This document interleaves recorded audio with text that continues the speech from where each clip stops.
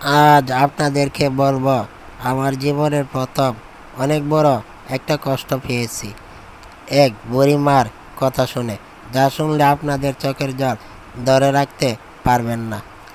আমি কয়েকদিন আগে বাজার থেকে একটা মাছ নিয়ে বাড়ির দিকে আসতেছিলাম।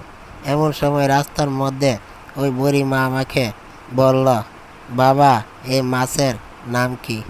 তখন আমি বললাম যে, আপনি কি চেনেন না? উনি আমাকে বলল, চিনলে কি আর তোমাকে জিজ্ঞেস করতাম? তখন আমি বললাম, এই মাছের নাম ইলিশ।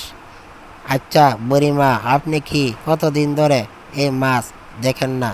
তিনি আমাকে বলল, অনেক বছর ধরে দেখি না, কারণ আমরা তো গরিব, টাকার জন্য কিনে আনতে পারি না।